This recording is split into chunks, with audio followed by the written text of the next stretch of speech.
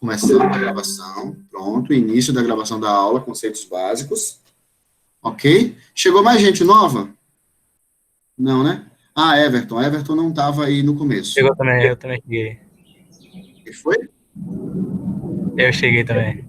Matheus Mendes. Ah, então Isso. sim. Oswaldo, uma coisa que eu Oi. percebi também é que qualquer coisa, qualquer pessoa pode controlar. Tipo, o áudio do senhor também, qualquer pessoa aqui pode mutar. Pode. Mas muta para todo mundo. Às vezes alguém está sem saber com o áudio aberto, o colega pode ir lá e salvar a pele dele, porque... É porque eu sem querer mutei um professor na aula, sem saber. Aí ficou tipo 1 minuto ele falando, a gente não ouviu. Mas, enfim. Ah, foi? Eu não percebi, tá? Eu tô aqui na vibe, porque eu não fico na janela da apresentação do Meet. Eu vou na janela do Meet, às vezes, para ver se tem alguma coisa no chat, mas eu fico nas outras janelas apresentando. Análise não é síntese, certo? Entre aspas aqui. São quantos arquivos? Deve ser uns 8. Aí depende do ritmo das aulas. Cada arquivo eu tento separar o assunto que a gente viu naquela aula. Mas é mais ou menos uns 8 por aí. Tá? Nada. Ok. Então, vamos lá. Hoje, a gente vai aprofundar mais uma parte do funcionamento de um compilador, tá? Só avisando, se por um acaso eu ficar mudo, alguém me avisa, tá? Eu fiquei um minuto falando aqui só para mim, podia ter falado um monte de besteira, perdi a oportunidade e não fiz. Então, vamos lá. Não foi nessa aula, não. Foi numa outra aula que eu fiz isso. Ah, pensei que tinha sido aqui agora, que eu tinha ficado mudo 1 minuto e não tinha percebido. Bom, a gente vai falar do funcionamento do compilador, continuar falando do funcionamento de um compilador, certo? Na aula passada, a gente examinou essa caixinha, que seria... Quando eu mexo no mouse aqui, vocês veem o mouse mexendo também? Ou só a imagem? Sim, beleza. Então, o mouse vai ser o meu laser. Então, eu tenho aqui o compilador. A gente, numa aula, a gente já tinha examinado tudo que faz o pré-processador em detalhes. Em outra aula, a gente viu tudo que faz o montador e o loader link editor. E na aula passada, a gente detalhou o funcionamento do compilador. Então, teoricamente, essa linhazinha, essa sequência toda que está aqui, a gente já examinou em detalhes, né? Tentando fazer de conta que a gente era um pré-processador, tentando fazer de conta que a gente era um montador e um loader link editor, e na aula passada, tentando fazer de conta que a gente era um compilador. Em compilador, a gente começou entendendo ele pelo modelo análise-síntese. E aí a gente dividiu todo o trabalho em 2 partes, uma parte de análise, uma parte de síntese. E depois a gente chegou ao desenho do compilador completo, fazendo todas as 8 partes, que foi essas que eu perguntei a vocês aí no Google Forms, do exercício que a gente fez no início da aula, que são essas. Aí eu perguntei, mas vocês acabaram não respondendo. Essas 8 partes, tem alguma coisa que não está clara? Ou no chat, ou de voz aí. Tem alguma dessas 8 partes que não está... Tá tranquilo. Está tranquilo? O léxico identifica os pedaços, o sintático avalia a ordem dos pedaços, o semântico verifica se isso tem sentido, normalmente em linguagem de programação é checagem de tipo, o gerador de código intermediário faz a primeira tradução para uma máquina abstrata, numa lógica próxima de máquina, mas sem ser de máquina física nenhuma.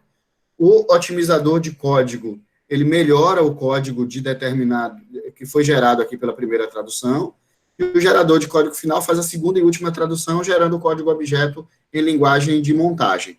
O gerenciador da tabela de símbolos controla o repositório, que é a tabela de símbolos que guarda todas as informações, e as rotinas de tratamento de erros, elas gerenciam a ocorrência e a recuperação de erros entre todos os módulos, tá? São os 8 pedacinhos que fazem o compilador funcionar. Jéssica está comigo na parte das traduções da síntese. A síntese, na verdade, é a partir daqui, tá? Daqui para baixo eu tenho a síntese, né? Gerador de código intermediário, otimizador de código e gerador de código final. O que significa dizer que essa parte do trabalho de compilador é a síntese? Significa que ele está gerando algo na saída. A análise está avaliando a entrada, A síntese está produzindo uma saída, produzindo ou gerando uma saída, tá? Essa síntese, ela é feita em duas traduções, e entre essas duas traduções tem uma etapa de melhorias. Então, eu tenho a primeira tradução, que é o gerador de código intermediário, eu já traduzo para uma lógica de máquina, só que eu não estou preocupado com máquina real, então é uma máquina fictícia, uma máquina abstrata. Então, é uma linguagem que funcione do jeito que uma máquina funciona, fazendo uma operação de cada vez, limitada, mas ainda não é a máquina real para a qual eu tenho que gerar código. Esse código gerado da primeira tradução tem uma etapa que se encarrega só de melhorar ele, que é essa daqui, o otimizador de código, então ela vai melhorar a primeira tradução, e depois eu tenho o gerador de código final que gera a saída final, o código já na saída final.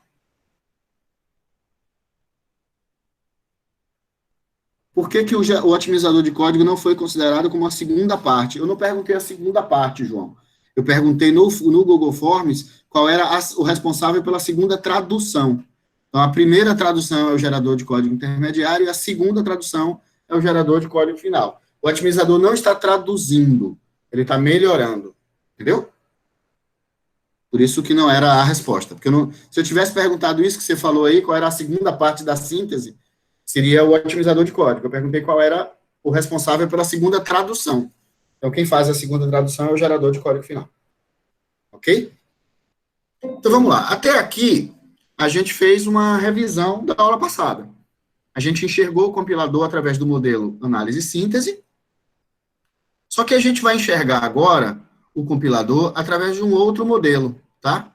A gente viu a compilação completa, que foi essa, mais ou menos esse desenhozinho que foi feito no quadro, por todas as etapas, a gente saiu exemplificando cada uma delas, e chegou no final no código lá em código de montagem, tá? Eu agora vou tentar enxergar o compilador por um outro modelo, que é o modelo chamado de modelo front-end back-end. O modelo front-end back-end, esses termos já são comuns na área, né? Então a gente fala desenvolvedor front-end, desenvolvedor back-end, né? Analista de front-end, ferramenta de front-end e tal. Mas, assim, em compilador, é como se eu dividisse tudo que o compilador faz, e é exatamente o mesmo compilador, tá? Não é outro compilador, é o mesmo compilador, fazendo, deixa eu voltar aqui, esse desenho que eu fiz na aula passada, essas coisas continuam sendo as coisas feitas pelo compilador. Não é nada diferente disso, não, tá? É a mesma coisa que ele está fazendo. Só que eu estou enxergando ele agora a partir de um outro modelo, de uma outra visão. Em lugar de eu dividir o compilador em dois blocos, um de análise e o outro de síntese, eu estou dividindo agora em um bloco chamado de front-end e o outro chamado de back-end. É parecido, mas tem uma diferençazinha. Qual é a diferença do modelo front-end e back-end? Aqui está a observação, né? É o mesmo compilador realizando as mesmas atividades que foram vistas na aula passada, apenas sendo entendido como uma outra visão que a gente vai ter, diferente da visão do modelo análise e síntese. No modelo front-end e back-end, eu divido o compilador também em dois grandes blocos, um chamado de front-end e outro de back-end. O bloco de front-end vai ser tudo que dependa da linguagem fonte. Todas as partes ou subpartes do trabalho do compilador que dependam apenas da linguagem fonte. E, por consequência, que sejam totalmente independentes da máquina objeto. Eles dependem da entrada. Então, nesse ponto de vista, o que é que faz parte do módulo de front-end? Faz parte do front-end análise léxica, porque ela vai analisar lexicamente a entrada. Análise sintática, porque ele vai analisar a ordem da entrada. Análise semântica, que vai analisar os tipos da entrada. O gerador de código intermediário, que vai pegar a entrada para fazer a primeira tradução. E faz parte do front-end tudo que for tratamento de erros e tabela de símbolos que conversar com esses quatro caras. Então, todo mundo da tabela de símbolos que estiver fazendo interface com o léxico, sintático, semântico ou a geração de código intermediário é front-end. Tudo que for rotina de tratamento de erros que conversar com o analisador léxico, sintático, semântico ou gerador de código intermediário também é front-end. Esses caras dependem da entrada. O back-end é o contrário. São todos os módulos, todas as partes ou subpartes do trabalho do compilador que dependem da máquina objeto, dependem da saída do compilador. depende do funcionamento da máquina. E, por consequência, ele independe da linguagem-fonte. Ele não está amarrado com a linguagem-fonte. Então, o que faz parte do back-end? Otimização de código, porque para otimizar código, eu já preciso conhecer da máquina, eu preciso ter ideia de qual é a estrutura de funcionamento dessa máquina para entender como é que essa máquina funciona e otimizar para a estrutura dela. Se ela tiver poucos registradores, a otimização acontece de um jeito. Se ela tiver muitos registradores, a otimização acontece de outro jeito. Então, na otimização de código, eu já preciso entender como é que a máquina, e qual é a máquina para a qual eu vou ter que gerar o código final. A geração de código final nem se fala, ela vai gerar justamente o código em linguagem de montagem, baixo nível. E quando a gente fala baixo nível, significa que ele é próximo do funcionamento da máquina, né? Ele está gerando um código para rodar naquela plataforma de máquina. Então, ele é amarrado à máquina. E rotina de tratamento de erros e tabela de símbolos que conversar com esses dois caras. Então, tudo da geração de código final que conversar com tabela de símbolos ou tratamento de erros, essa parte de tratamento de erros e tabela de símbolos vai fazer parte do back-end. Entenderam isso aí? Então, a gente está dividindo o compilador em dois pedaços. Um que depende da entrada e independe da saída, e o outro que depende da saída e independe da entrada. Só o fato de eu ter desenhado o meu compilador e enxergado ele através desse modelo, isso me traz algumas vantagens, tá? Então, por exemplo, vou querer que algum de vocês sugira um nome de linguagem. Vamos supor o seguinte, a gente tem que se colocar aqui na aula não como quem vai usar um compilador. Isso é o modo normal que a gente imagina, né? A gente se imagina sempre usando um compilador, usuário de uma linguagem de programação que está usando um compilador. Mas aqui em compiladores, a gente tem que se colocar em uma outra perspectiva. A gente, na verdade, é parte do time que vai construir um compilador para alguém usar. Não é a gente que está usando, é alguém que está usando o compilador que a gente fez. Opa, um monte de sugestões aqui. Carcará, linguagem carcará. Pega, mata e come. Vamos lá. E aí, assim, suponha que vocês são... Vários nomes interessantes, eu vou aproveitar todos eles, a gente vai fazer uma votação. Suponha o seguinte, eu estou montando uma empresa chamada Oswald Languages Corporation Limited, e eu estou contratando cada um de vocês, pagando $4.000 por semana para você trabalhar remoto no desenvolvimento de novas e inovadoras linguagens de programação para o mundo. Pronto, todo mundo que é meu aluno está contratado, $4.000 por semana, são dólares que vão ser convertidos pelas Infocoins quando elas estiverem funcionando, tá? Então,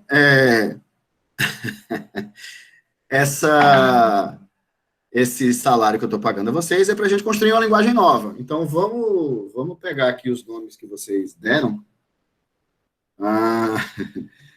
Vamos pegar um, contrata nós, então todo mundo está contratado. Não precisa nem de currículo, já conheço todo mundo, tá? Cadê, Oswaldo, o chat com a parte dos nomes? Poronga dizendo, qual é que já existe? Poronga? Oswald Code? Covid? Oswald Code. Oswald Code ganhou aqui, né, pelo jeito. Então tá, a gente está construindo um Oswald Code aqui, que é uma linguagem nova. A gente vai escolher para esse nosso negócio desenvolver uma linguagem para uma determinada plataforma, tá? Uma plataforma de máquina. Vamos pegar, sei lá, vamos desenvolver primeiro para um determinado tipo de cliente, que seria que plataforma de máquina que vocês querem? .osv, eu gostei lá. Extensão .osv. Ou .mis, de miserável. Mas tudo bem, vamos lá. Que plataforma de máquina a gente vai estar desenvolvendo? Windows Phone? Porra, sacanagem. Windows Phone? Windows mesmo, tá. Então, a gente está desenvolvendo um compilador para Oswald Code, né? Ficou?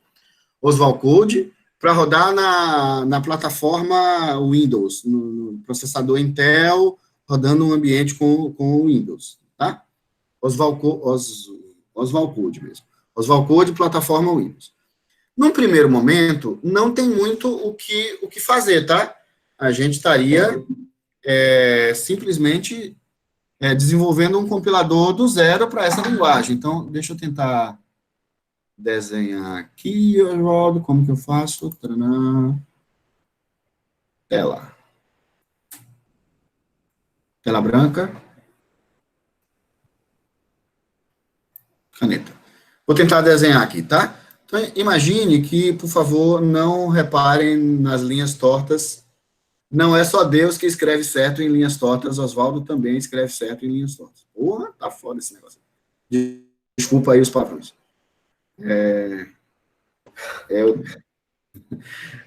Não, tudo bem, pode rir, velho. Minha hora de rir vai chegar.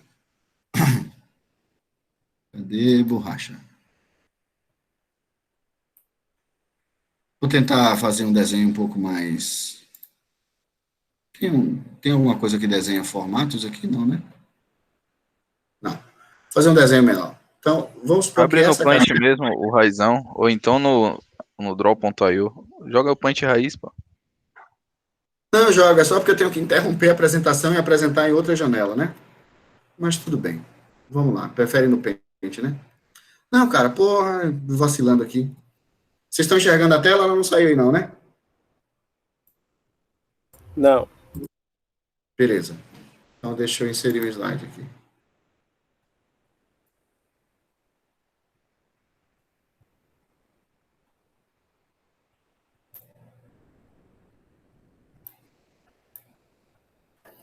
Vou desenhar aqui, tá? Aqui eu consigo desenhar as formas.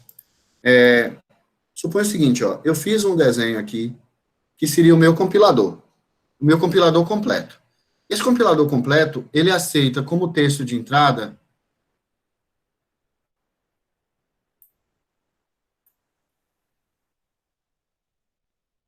Oswald Code. Não tem a barra, não. É assim, né? Isso aqui é o que entra como texto-fonte no meu compilador. E o que sai daqui vai ser um texto... Cadê a caixa de texto? Em linguagem de máquina, Intel.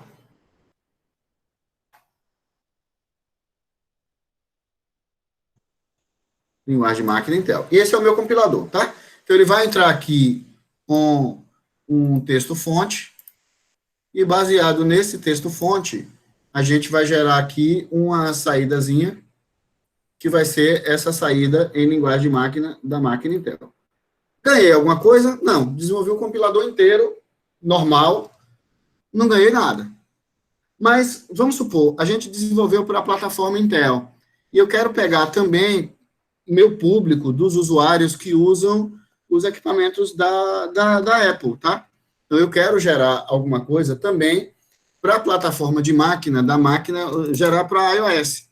E linguagem de máquina lá da máquina do Apple, do Mac. O que eu preciso fazer? Eu preciso construir o meu compilador todo de novo? O que vocês acham?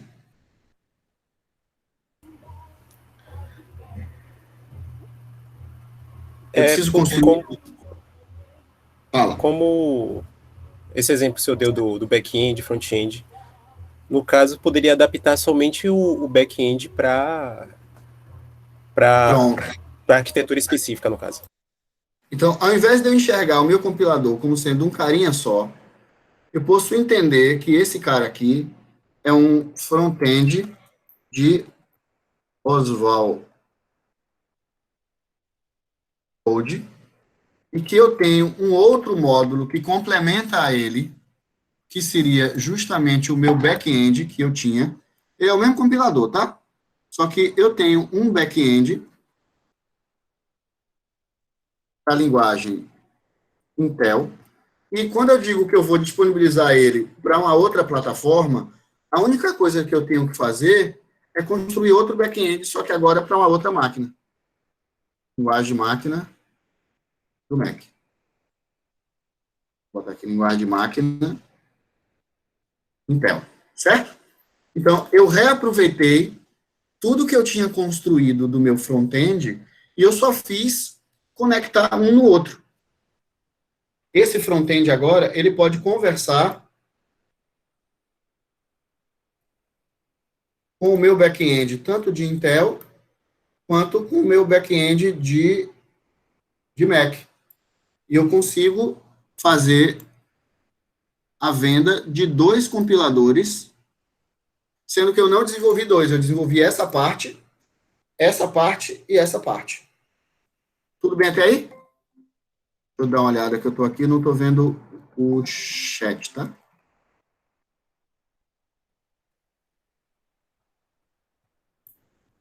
Tudo bem? Nenhuma dúvida aqui no chat, tá? Ok. O que faz essa interligação entre esses dois carinhas aqui? Vou botar até numa cor diferente. Mas, assim, essa interligação que é feita aqui, o que está nesse meio de campo entre o front-end e os back-ends? Vocês têm ideia? Não faço ideia.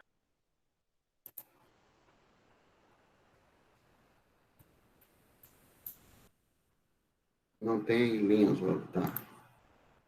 Seriam registradores de memória, alguma coisa assim? Eu disse que o front-end ia até a geração de código intermediário. Aqui é análise léxica, sintática, semântica e geração de código intermediário.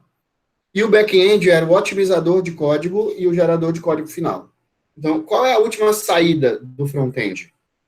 É o código intermediário. Qual é a entrada do back-end? É o código intermediário para ele melhorar, para ele otimizar e depois gerar a saída final. Então, essa interface entre os dois aqui é a minha linguagem fonte, aqui é a minha linguagem objeto. Aqui no meio, eu tenho uma terceira linguagem, que é a minha linguagem intermediária. Essa linguagem intermediária é a que vai fazer a ligação entre os carinhas. Lembra que eu disse que a linguagem intermediária não é de nenhuma máquina física real? Então, eu vou pegar essa máquina intermediária, que é de uma máquina abstrata que eu criei, e eu vou fazer dela para o Intel, ou dela para o Mac. Opa, errado.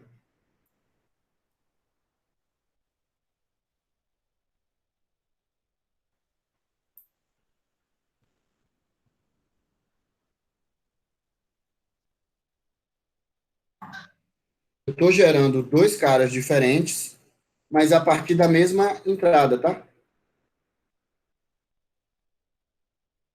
Eu tenho esse cara e esse cara.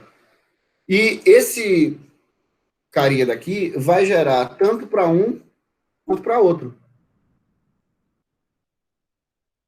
Copiar e colar 2 Oswaldo 0.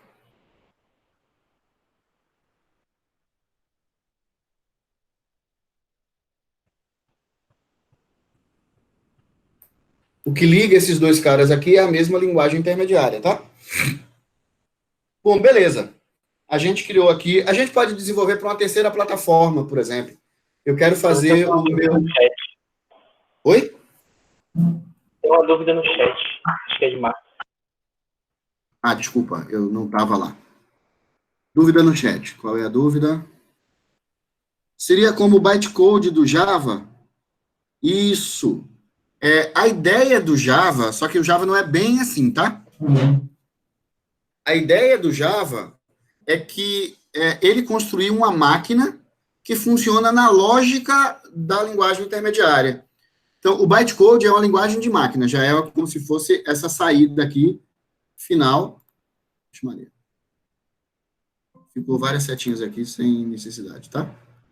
Mas esqueça isso. O bytecode, ele funciona nessa lógica, tá? Então, o bytecode, ele é uma linguagem de máquina aqui, que depois vai ter uma outra carinha, só que não é um back-end, tá? É uma máquina virtual transformando o interpretado para a máquina física. Então, eu tenho uma compilação, no caso do Java, que gera um bytecode. Então, o bytecode é como se fosse essa linguagem final aqui, que ele está gerando. Só que, no caso do Java, depois desse cara aqui, ele tem um interpretador que pega o bytecode e transforma para a linguagem de máquina da máquina Intel ou da máquina do Mac. Ele tem um modelo híbrido, tá? O Java tem um compilador, que é o Java C, que gera o .class em bytecodes, mas uma linguagem de máquina, de uma máquina que é um software, que é a máquina virtual Java, e depois eu tenho um outro cara, que é um software dentro da máquina virtual, que se encarrega de traduzir o bytecode para a linguagem da máquina física. Essa linguagem que a máquina virtual traduz do bytecode para a linguagem de máquina, ela normalmente é interpretado. A gente tem algumas estratégias hoje que permite que parte dessa segunda etapa aí de transformar para a máquina possa ser compilada também, que é o JIT, tá? Então, você compila alguns códigos que são interpretados com mais frequência, ao invés dele ficar interpretando o tempo inteiro, ele também já gera uma compilação para o código nativo, tá? Mas isso já é outro papo, tá? Deu para entender? Não sei se ficou mais alguma coisa aí no chat, deixa eu dar uma olhada. Melhor perguntar por voz, é porque, assim, pode ser que tenha gente que não tem áudio, né? Tá usando. Mas beleza. Se alguém perceber, é porque eu estou lá na outra tela mexendo no PowerPoint, tá? Eu não estou na tela do Meet. Se alguém perceber alguma coisa que está aqui, é só me avisar. Por áudio também, pode ser tranquilo por áudio, às vezes é mais rápido, porque eu já ouço e já respondo, tá? Ok. Vamos desenvolver o nosso compilador para uma terceira plataforma. A gente está com uma versão dele para Intel, uma versão dele para Mac, e vamos desenvolver para uma terceira plataforma? Alguém me dá aí uma sugestão? Que terceira plataforma eu estaria desenvolvendo? Android? AMD? Android, Linux, tá, beleza, vou pegar um dessas aqui. Eu vou fazer só o back-end para uma terceira plataforma, tá? Que seria linguagem de máquina. O AMD, na verdade, é a mesma arquitetura do Intel, tá? Então, ele roda as mesmas coisas, eu não precisaria ter um outro back-end, tá? Mas para o Android, não. Para o Android, eu teria que refazer o back-end para o Android, tá? E aí, eu vou levar esse cara uma terceira alternativa aqui. Oswaldo, Android. Beleza. Ok? Linguagem máquina do Android, tá? E eu tenho mais um outro carinha aqui. Vamos supor o seguinte, ó. Cada front-end é como se ele fosse algo que custasse para mim 60% do esforço de desenvolvimento. Eita, pau. 60% do esforço de desenvolvimento. E o back-end, 40%.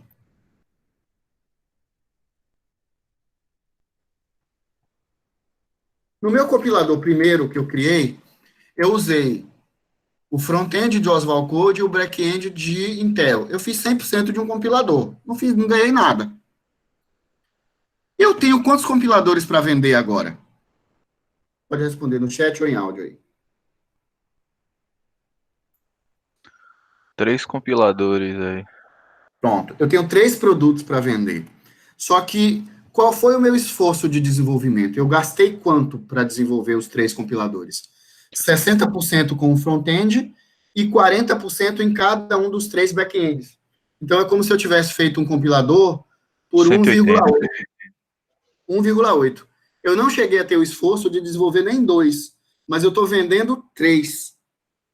Aí, vamos pegar uma outra linguagem. Qual foi a outra sugestão de linguagem que vocês deram lá, além do Oswald Code? Professor, rapidão, Diga. só uma dúvida.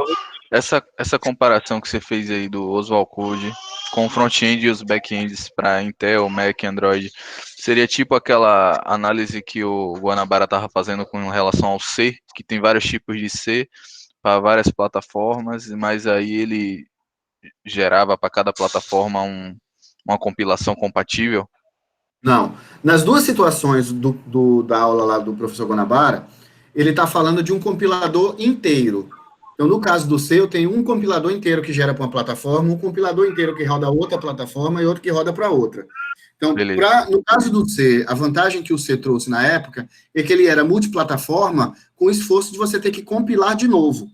Então, você compilava novamente para outra plataforma e a outra compilação rodava lá. No caso do Java, a vantagem foi um pouco melhor. Você não precisava compilar de novo.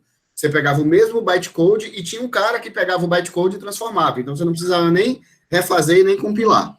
Agora, o que eu estou explicando é como é que eu monto um compilador que pode ser que um daqueles que o Guanabara exemplificou nas 3 plataformas, para o cara construir, ele tenha usado essa técnica.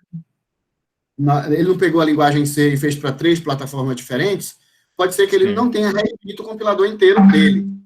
O cara que fez os 3 compiladores, ele fez 3 back-ends e conectou com os front-ends dele. Agora, só estou pontuando que, assim, na aula do Guanabara, ele não entra nessa seara de por dentro de como foi feito o compilador. Ele já está falando do compilador pronto, como é que a gente usa ele. Só precisa compilar de novo, tá? Sim, beleza. Valeu. Vamos lá para a nossa segunda linguagem. Vou fazer uma outra linguagem. Que outra linguagem seria essa? Ban Giovanni. É o nome? Covid-20. Hein? Covid-20. Covid-20. O que eu preciso fazer para construir uma outra linguagem para o Covid-25, sei lá? O que eu preciso construir para fazer essa outra linguagem? O front-end. Só de um front-end. E se eu fizer esse front-end?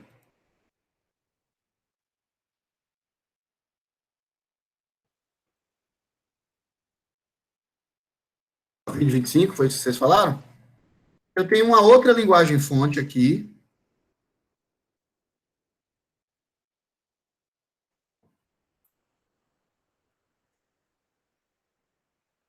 E é uma outra linguagem, certo?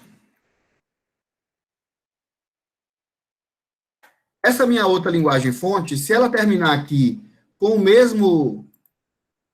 a mesma linguagem intermediária, eu consigo conectar ela com qualquer um dos 3 back-ends que eu tenho. Quantos compiladores eu tenho para vender agora? Na minha empresa? 6. Eu acho que os mesmos 3 computadores? 6 compiladores. Eu tenho o Oswald Code para Intel, o Oswald Code para Mac, o Oswald Code para 6 Android. compiladores. O Covid para Intel, o Covid para Mac, o Covid para Android. Mas, embora eu tenha 6 compiladores para vender, eu paguei o preço de desenvolver 2,4. 2 front-ends com 60% do esforço e 3 back-ends com 40% do esforço. Se eu fizer um terceiro front-end agora, eu vou ter 9 compiladores para vender e eu vou ter tido o custo de desenvolver 3. É exponencial, igual a Covid. Certo? Então, assim, o ganho que você tem é exponencial do ponto de vista de empresa que desenvolve linguagens. Então, a sacada do Java foi muito interessante. A Microsoft entrou na mesma linha. Então, assim, se você for estudar a plataforma .NET, a Microsoft tem uma linguagem intermediária com um criativo nome de linguagem intermediária. Toda a plataforma .NET, quando você escreve em qualquer código em .NET, ele gera um código em linguagem intermediária chamada linguagem intermediária da Microsoft, ou Microsoft Intermediate Language Microsoft, alguma coisa assim. Então, é a linguagem intermediária. Se você fizer com que todo mundo vá para esse mesmo ponto vermelho que está aqui, e todo mundo parta desse mesmo ponto vermelho, você ganha muito na hora de desenvolver. E veja, é o mesmo compilador que a gente viu na aula passada, apenas eu estou enxergando ele de uma outra forma. E só pelo fato de eu ter uma outra visão do compilador, enxergando ele como sendo front-end e back-end, eu ganho.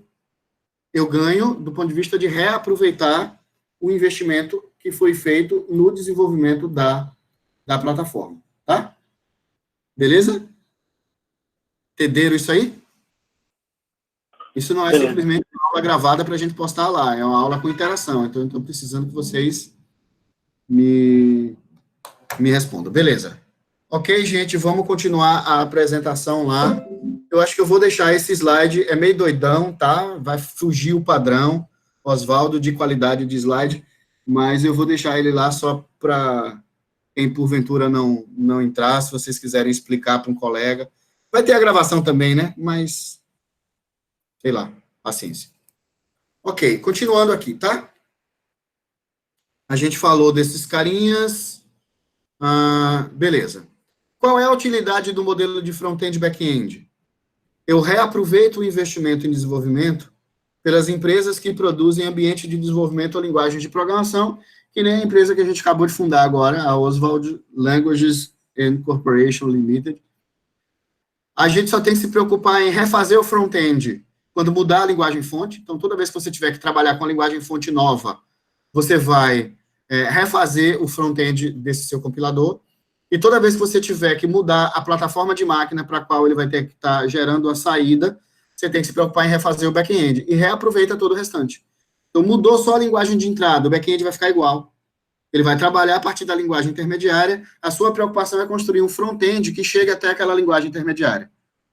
Você vai trabalhar com outra máquina, você tem que fazer um outro back-end, partindo da linguagem intermediária, que é a padrão, reaproveitando todo o front-end que já existe, só se preocupando em refazer a parte do back-end, tá?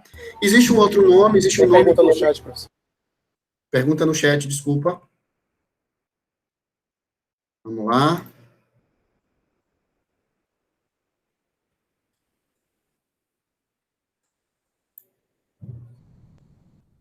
Quando você adiciona novas funcionalidades na linguagem fonte.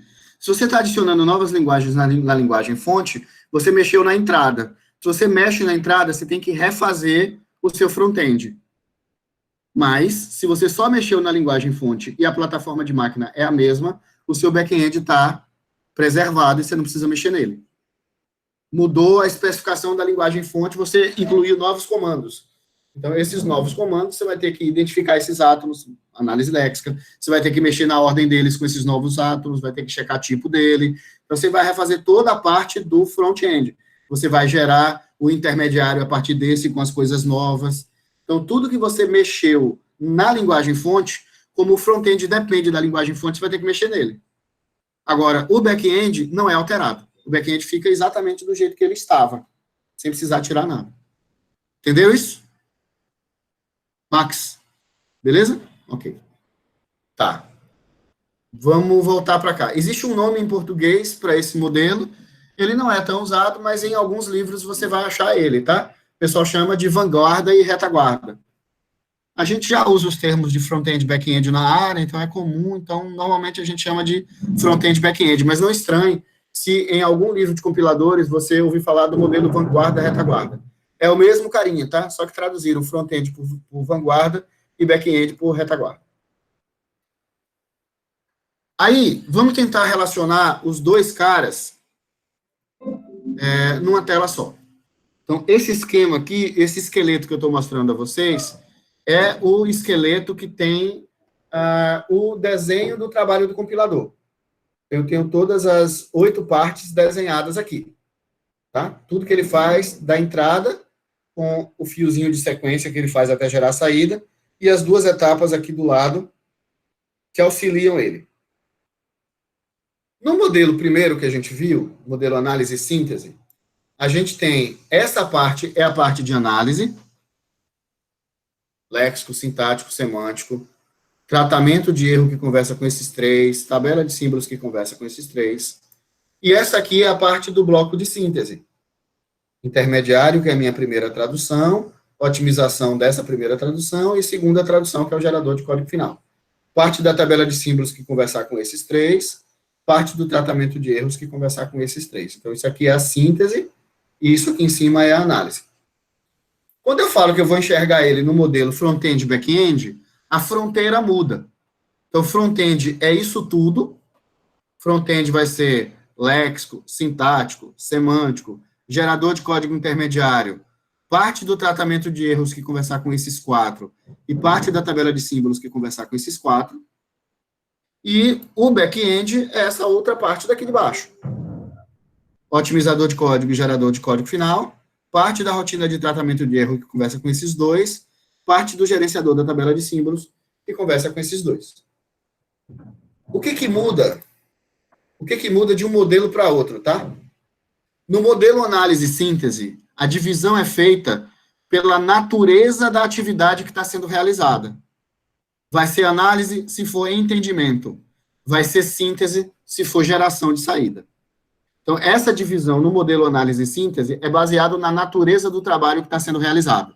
Se é um trabalho de entendimento ou se é um trabalho de sintetizar uma saída, né? Se é um trabalho de analisar ou entender, ou é um trabalho de gerar uma saída ou sintetizar uma saída.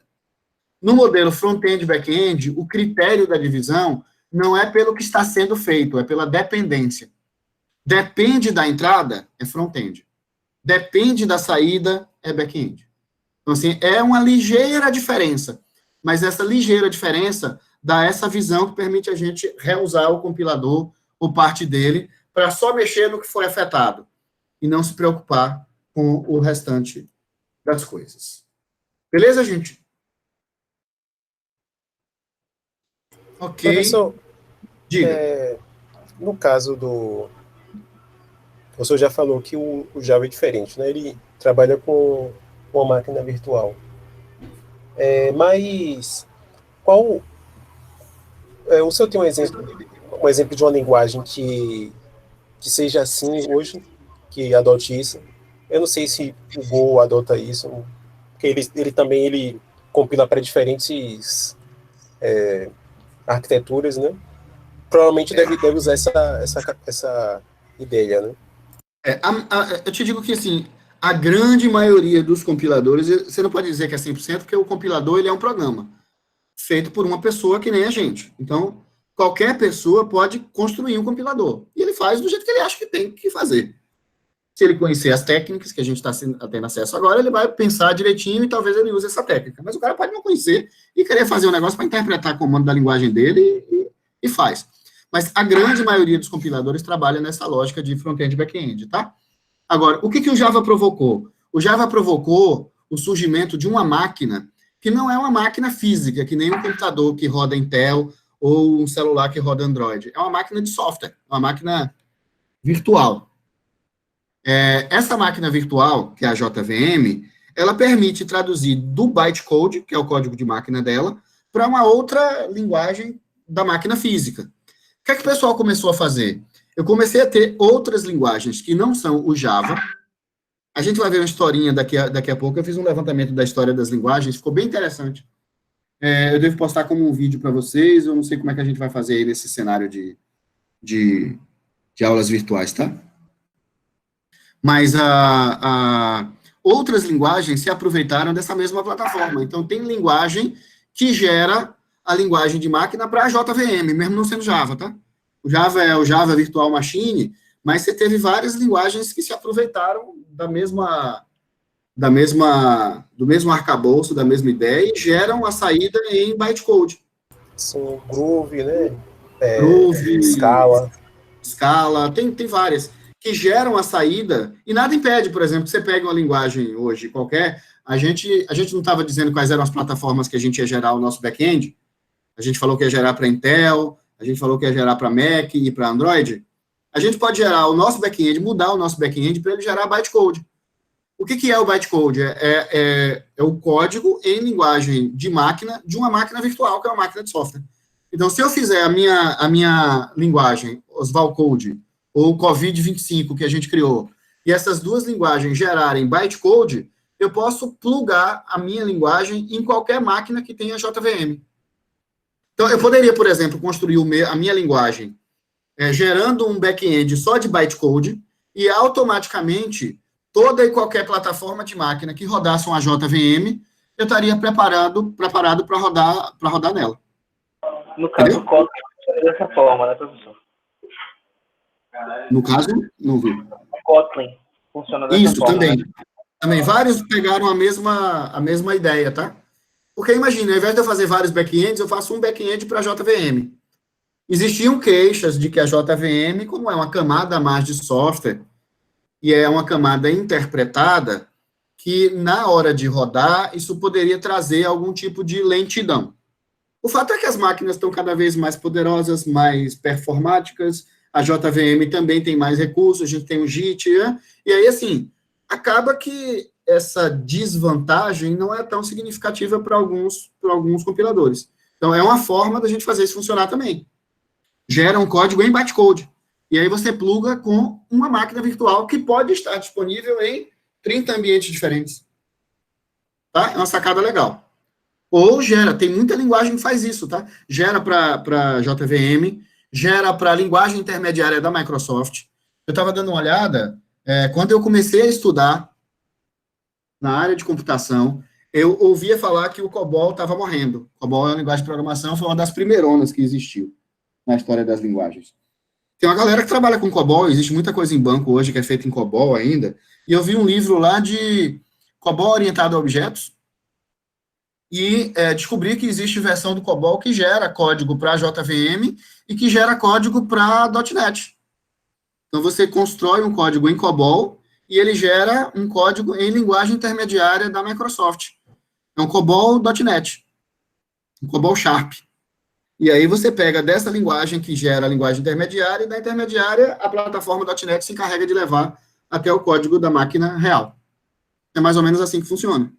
Então, foram só ideias em cima da mesma sacada, tá? O que a gente vai aprendendo como construção de uma linguagem acaba podendo ser também algo que a gente vá fazer para aprimorar as próximas. Ideia é ideia, né, velho? Quando é boa, a gente aproveita. Ainda mais quando é para ganhar dinheiro. Tem mais alguma coisa no chat aqui? Não, sim. Galera, vou começar outro slide, tudo bem? A gente ainda está aqui 11h20, a gente tem quase uma hora, eu não vou perder tempo, não. Beleza? Tá de boa, tá tranquilo? Alguma queixa? Pra mim, de boa. Tranquilo. Tá. Então, eu vou só projetar o outro slide de compiladores pra gente. Vocês estão vendo o outro slide? Não, acho que eu tenho que desativar e ativar o outro, né? Vocês não estão enxergando ele aí, não, né? Ainda não. Não, Ainda não. não. Beleza. Então, deixa eu fazer o seguinte. Survey. Por isso que eu não queria ir pro Paint.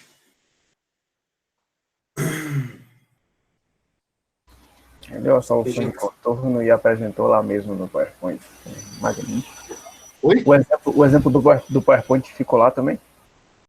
Ficou, eu salvei ele. Valeu. Eu vou disponibilizar eles para vocês. Valeu. Então, assim, tá gravando tudo, inclusive, tá? Essa gravação é da aula inteira. Apareceu para vocês aí agora? Acho que ainda não. Eu preciso só marcar ele. Sim. Apareceu aqui agora. Apareceu agora? Beleza, gente.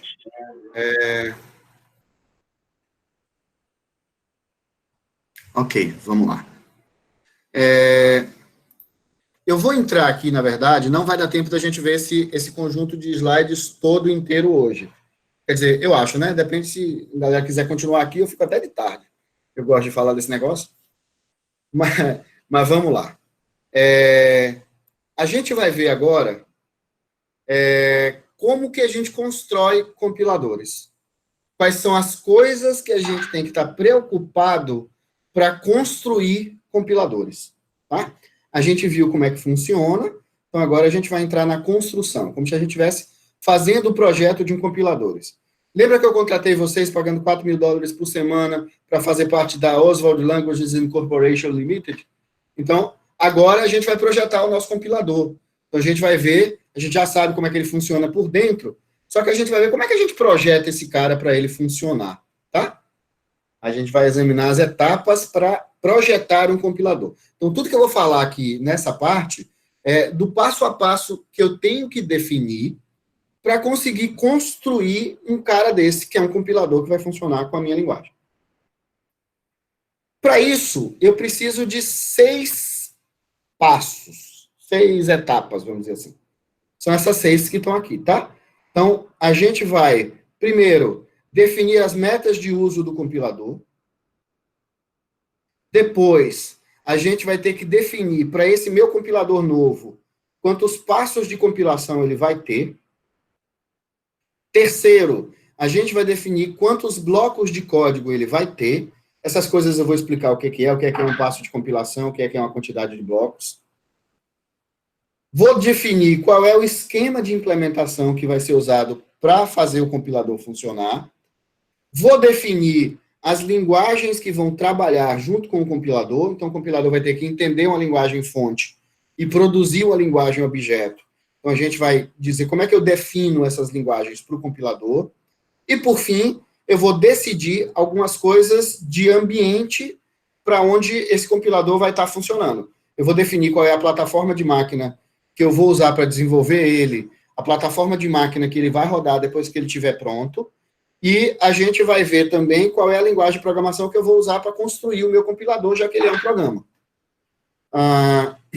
Não vai dar tempo na aula de hoje, mas na aula da semana que vem, vocês vão finalmente saber, se é uma dúvida que está na cabeça de vocês, quem veio primeiro, se foi o ovo ou se foi a galinha. A gente vai ver um exemplo, que é construir um compilador na linguagem que você está propondo como linguagem nova. A gente não falou que a gente vai construir o COVID-25 e o Oswald Code? O Oswald Code, por exemplo, é uma linguagem, vai ter os comandos e a sintaxe dela.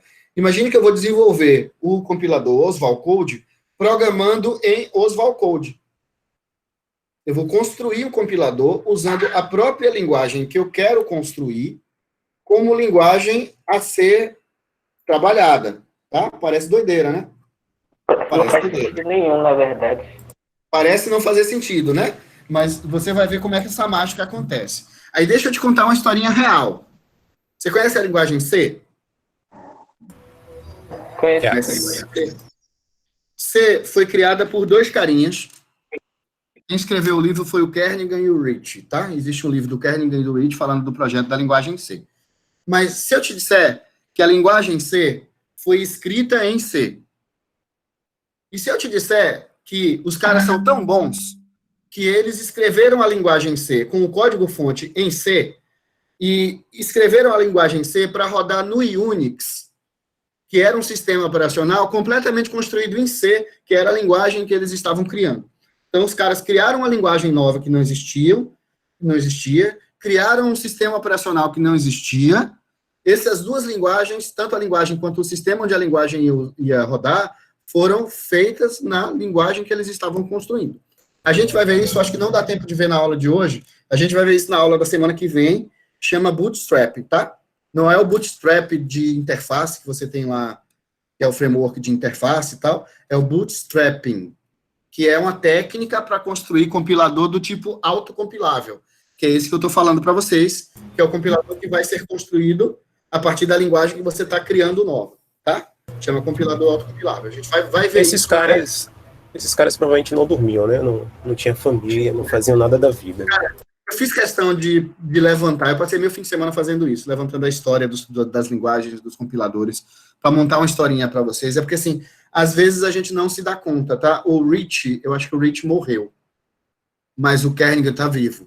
A maioria das pessoas que a gente elenca na história do desenvolvimento das linguagens de programação, a maioria dessas pessoas está viva ainda. Então, a gente fala de um conhecimento que a gente está estudando em compiladores, que é um troço, do ponto de vista da história da humanidade, completamente diferente do que você vê em outras áreas. Quando você estuda em engenharia civil lá, construção de ponte, viaduto, tal, você está falando de coisas que foram experimentadas na construção das pirâmides, há não sei quantos mil anos antes de Cristo. Você fala da medicina, tem coisas que os caras experimentavam de ventosa, tal, na Idade Média. Quando a gente fala da nossa área, e quando a gente fala de compiladores, que é o que a gente está exemplificando agora, eu estou falando de um troço que tem 40 anos de existência. Algumas técnicas têm 20 anos que existe, tem 10 anos que existe. A gente está falando de coisas que talvez vocês e eu, e todo mundo que trabalha na área, está ajudando a construir as bases de algo que vai ser completamente diferente daqui a 100 anos. E que a galera vai dar risada da gente da forma como a gente trabalha hoje. Mas é porque a gente está falando de um conteúdo que é muito novo, muito recente. Eu estou falando de coisas que foram boladas por pessoas, estou falando do Java, da JVM. O que a gente está falando aqui foi bolado por James Gosling em 96. Então, antes de 1996, não existia JVM, Java, nem bytecode, nem nada disso que a gente está falando aqui. Então, a gente está falando de uma história de coisas novas, recentes, atuais. Eu sei que quando a gente fala de 96, dizer que é atual para vocês parece estranho, mas compare com outras áreas. Compare com o pessoal que estuda isso em outras áreas. Você vai ver que que é um troço que é da agora, cara, da agora. A gente tá estudando coisas que estão sendo construídas agora. Do ponto de vista da linha do tempo, 40 anos, 30 anos, 20 anos, é agora. Entendeu? Inclusive, professor, acho que esse cara que fez a UC, ele também participou da criação do Golang. Que ele, sim, acho que sim. Acho que hoje está trabalhando com o Google e tal. E muitos dos carinhas que criaram essas linguagens, depois foram para a Microsoft, criar linguagem na Microsoft, depois foram para Sun, depois... Muitos deles saíram... É a galera da área de TI, que todo mundo se conhece, né? Vai para outra empresa, cria um pedaço, vai criar outro e tal, foi para Google, é por aí. A gente vai ver um pouquinho dessa historinha mais lá na frente, tá? Mas vamos lá. Vamos começar aqui, tá? Então, retomando, a gente está querendo construir compiladores, e para projetar um compilador, a gente tem... Opa, voltei. A gente tem uma série de coisas que a gente precisa estar preocupado. Então, a gente vai falar dessas 6 dimensões aí, tá? Primeiro, definindo metas. Isso aqui, na verdade, não vale só para o compilador, tá? A gente está fazendo um curso de engenharia de software, entenda que isso aqui vale para qualquer software, tá? Todo software que você for construir, você precisa primeiro pensar em metas. Quais são as metas desse seu software, né? Onde você quer chegar, que objetivo você quer atingir. Quando a gente fala do compilador, eu tenho que pensar. Eu vou construir um compilador para uma linguagem nova. Qual é a finalidade dessa linguagem? Que tipo de uso eu vou fazer para ela? É para desenvolver coisas para desktop? É para desenvolver coisas para web? É para desenvolver coisas para mobile? É para desenvolver coisas híbridas em qualquer uma dessas situações? É para uma situação específica? É só para situações de banco de dados? É só para situações de inteligência artificial? Eu estou dando alguns exemplos, assim, porque tem a linguagem tipo Transact SQL, ou PL/SQL, são linguagens que foram criadas para resolver problemas de banco. Quando a gente fala de um Prolog, de um Lisp, são linguagens que foram criadas para resolver problemas de IA. Né? Então, você precisa saber qual é a finalidade da sua linguagem. Qual é o usuário típico? É um cara que tem experiência, veio de tal plataforma, já conhece tal coisa, tem familiaridade com tal conceito, já usa orientação a objeto, já usa tal... Então, assim, que compilador é esse que você está querendo construir? Que linguagem é essa que você está querendo construir a ferramenta, tá? Qual é o tamanho médio de um texto-fonte? São textos grandes? São textos pequenos? Você sabe que, por exemplo, para determinadas linguagens, você escreve muito. Para outras, você escreve menos. Tem linguagem que você tem que declarar muitas variáveis. Tem outra que você não declara tantas variáveis e ela consegue se virar. Então, essas características, elas precisam ser pensadas. Quando a gente diz que a gente está definindo as metas, eu estou dizendo, ou exemplificando, escrevendo, ou determinando, quais são os meus requisitos. A gente já fez engenharia de requisitos. Quais são os requisitos do meu compilador? Onde eu quero chegar? Que tipo de coisa eu quero atingir? Na hora que eu estabeleço um conjunto de metas, eu digo o que é mais importante para mim nesse compilador. Só que, assim, algumas metas, alguns requisitos, eles podem ser conflitantes. O ideal é que a gente consiga ter o melhor de tudo em todos os mundos. Só que, às vezes, para melhorar um lado, eu vou piorar outro. E eu preciso tomar decisões. Então, definir as metas é definir o que é mais importante para esse meu projeto de compilador. Todas as outras etapas que a gente vai ver depois vão depender muito fortemente das decisões que você vai tomar nessa primeira. De dizer o que é mais importante, vai nortear todas as outras decisões. Então, vamos lá. Deixa eu dar um exemplo aqui. Eu tenho 2 metas que estão aqui na tela, as 2 primeiras. Eficiência do compilador. O que é isso? É um programa que eu quero que seja chamado e compile as coisas rapidamente. Então, eu quero que o compilador ele seja eficiente na tarefa de compilação. Quando eu pedir para ele compilar alguma coisa, eu quero que ele compile rapidinho. A segunda meta é eficiência do programa compilado. Diga. Assim, mas rapidez é meio relativo também, né? Depende do que é rápido para determinada operação, algo do tipo. Mas, Ela leva em consideração isso também. A meta vai definir mais do que só eficiência. Vai dizer que tem que compilar em um tempo máximo de não sei quanto para tantas linhas de entrada, tal. Então você vai ter alguma métrica para definir o que é rápido, tá? Mas assim, eficiência do compilador é eu vou compilar rapidamente. Eficiência do programa compilado já é outra história. Eu não estou falando do processo de compilação ser rápido. Eu estou falando do programa compilado ser rápido. A saída da compilação ser algo que vai rodar rápido. Vocês entendem que são coisas diferentes? Dá para entender que são coisas diferentes? Mais ou menos, não ficou muito claro, não. O que Oswaldo, é no caso- eficiência? Ficou claro. No caso aí está relacionado ao tempo de execução? No caso de eficiência do compilador, eu quero fazer um código e na hora que eu botar para compilar, ele vai compilar em poucos segundos. Certo. Poucos E o milissegundos outro? vai compilar. O outro, eu não estou preocupado com o processo de compilação. Eu vou fazer um código e eu vou botar para compilar. Não me importa quanto tempo ele vai demorar para compilar. Contanto que a saída dele seja um compilador que vai rodar em poucos segundos. É a saída da compilação que está me importando no segundo. O programa compilado vai ser eficiente, e não o processo de compilação. Na verdade, as duas coisas são conflitantes, tá? Pode ser que para a compilação ser rápida, que é o primeiro, a saída não vai ser tão otimizada. Porque eu quero que ele compile rápido. A saída não vai ser tão otimizada. Isso tudo está E, relacionado, do então, outro com lado, o computador de se a código. saída tiver que ser bem otimizada, pode ser que a compilação demore mais. Aí eu tenho escolha. O que é mais importante para mim, na minha empresa? É que a compilação seja rápida ou que a saída da compilação gere algo que vai ser rápido? Isso aí, né? A saída precisa ser mais rápida, você acha que é o mais importante, o Giovanni acha que é o mais importante? Eu acho Depende que do- compilar A saída também. é mais ou menos. Depende do. Isso depende, do objetivo, né? Da Não, linguagem. porque assim, ó, do que se compilar, pretende. eu vou, querendo ou não, vou compilar uma vez. E esse tempo para terminar de compilar, acho que não é tão relevante assim, não. Mas assim, como a empresa vai estar utilizando o programa final, na minha visão é esse. Tipo, o que importa é a eficiência do programa em si, não da compilação. Tá. Deixa eu te responder. Depende.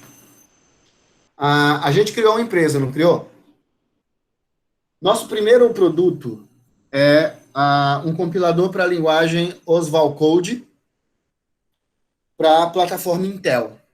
Só que eu não vou vender um produto só, não, tá? Eu vou ter duas versões desse meu compilador. A gente vai ter uma versão do Oswald Code para estudantes de universidade, de cursos na área de computação. É uma versão que vai ser distribuída gratuitamente para todos os estudantes de ciência da computação, engenharia da computação, engenharia de software, sistema de informação, análise, todo mundo que for desenvolver alguma coisa, a gente vai distribuir essa nossa versão gratuitamente para esse público. E eu vou chamar esse meu produto de Academic Version. Então, eu tenho uma versão dele que é acadêmica, para ser distribuída para universidades. E eu tenho um segundo compilador que eu estou fazendo da mesma linguagem, que é um compilador comercial, para ser vendido, esse é vendido, não é doado, para empresas que vão desenvolver software para vender. Software house, fábrica de software, empresas que vão ter na sua área de informática uma equipe para desenvolver, elas vão usar a minha linguagem e eu tenho um Business Edition. Eu tenho um Academic Version e um Business Version, sei lá. Uma versão de negócios e uma versão acadêmica. São compiladores diferentes, velho. Não são o mesmo compilador. Tem metas diferentes, tem requisitos diferentes, tem públicos-alvo diferentes. Cada um deles tem uma história diferente e vão ser construídos como projetos independentes. No primeiro compilador, que é o compilador para ser fornecido a estudantes, eu não vou me preocupar com a saída. Por quê? Porque isso vai ser usado por estudantes que vão construir vários códigos em cima dessa linguagem e que, para os estudantes que estão aprendendo a trabalhar com a linguagem, é provável que o cenário seja, ele vai compilar muitas vezes, até conseguir dar certo. Na hora que der certo, Quantas vezes esse cara que construiu um programa para entregar como trabalho de uma disciplina, quantas vezes esse trabalho dele vai ser rodado? Uma vez por ele e uma vez pelo professor para dar nota a ele, se o professor for corrigir e testar. Eu corrijo, tá? Mas assim, vai rodar uma ou duas vezes, enquanto que na maioria das vezes ele vai estar compilando um monte de vezes. Fora que eu estou fornecendo ele gratuitamente para estudantes, porque minha intenção é ganhar os caras, é fazer que os caras se encantem pela minha linguagem e saiam da faculdade dizendo eu quero trabalhar com o Oswald Code, tá? Então, para esse compilador, a eficiência da compilação é muito mais importante. Eu preciso que a compilação seja rápida, porque eu estou querendo encantar os caras. E o uso dele vai ser muito mais forte na compilação. O outro, o acadêmico foi o que eu falei. O business é mais importante a eficiência do programa compilado. Por quê? Na versão de negócios, seria a situação que o Giovanni falou. É uma empresa que está desenvolvendo um software de, sei lá, de folha de pagamento que vai rodar todo mês durante 5 anos. O cara compilou uma vez, gerou um código que vai todo mês ser rodado para gerar folha. Ou vai rodar 2 vezes no mês se ele tiver folha quinzenal e folha final. Ou vai rodar várias vezes no mês, porque pode ter folha de ajuste e tal. O cenário é outro. O usuário é outro. Esse cara que está trabalhando comercialmente, ele espera um pouco de tempo maior na compilação. A preocupação dele é que o compilador que ele está gerando na saída seja um compilador rápido. Quer dizer, que seja um compilador que gere algo rápido. Que gere um sistema de folha de pagamento que ocupe menos memória, que rode mais rápido, que não demore na hora de carregar. Porque ele vai rodar muitas vezes a partir de uma única compilação.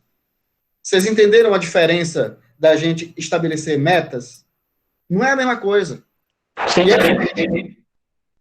Às vezes a gente não entende, tá? Você tem uma linguagem de programação, Java, você tem lá ambiente Visual Studio.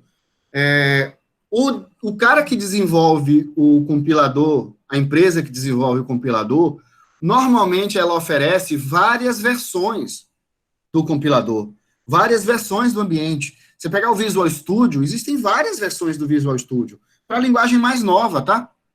Para a especificação do .NET mais novo que tiver, você vai ter várias versões de Visual Studio. Por quê? Porque tem públicos diferentes. Você vai ter lá uma versão Professional, uma versão Standard, vai ser uma versão Ultra Mega Power. Cada versão dessa pensa em públicos e usos diferentes. Às vezes, a linguagem é a mesma. O conjunto de comandos, a sintaxe do comando, o que você pode escrever é o mesmo programa em cada um desses pacotes de venda do seu fabricante. O que varia de um para outro quando você pega e compra uma versão Professional, uma versão Ultra Master, não sei das quantas? É que aquela versão está preparada para outras coisas que a versão Standard não está. Então, a versão Standard, eu quero construir um sistema local para mim, para eu controlar meu acervo de livros. Talvez não seja interessante, para esse tipo de uso, eu fazer o uso de uma versão Mega Ultra, não sei das quantas, porque nessa versão Mega Ultra tem um monte de biblioteca de rotina para controlar acesso concorrente de milhares de pessoas simultâneas, que eu não vou usar. Oswaldo, E eu vou pagar um preço tá para botar travando isso. a conferência aí, velho. Não é Tá só para travando? mim, não, para alguns colegas também. Verifica. Aqui tá de Vocês boa. estão me ouvindo? Eu tô. Eu tava ouvindo normal. Eu tô ouvindo. E olha que Eu aqui a também, tô internet ouvindo tá normal. caindo, né? Aqui tá de boa. Pode ser conexão de algumas pessoas. Pode ser conexão de algumas pessoas, tá? Mário tinha me falado que gravar a apresentação deixava mais lento um pouco, mas... Beleza, gente. Se alguém... Adriano deve estar aí para ver se ele consegue. Bom, eu vou continuar falando aqui. Se alguém tiver algum problema, sinaliza, tá? Deu para entender esse cenário de meta de uso que eu estava falando? Deu sim. Sim. Sim? É basicamente requisito de Deu. Beleza. Vamos lá.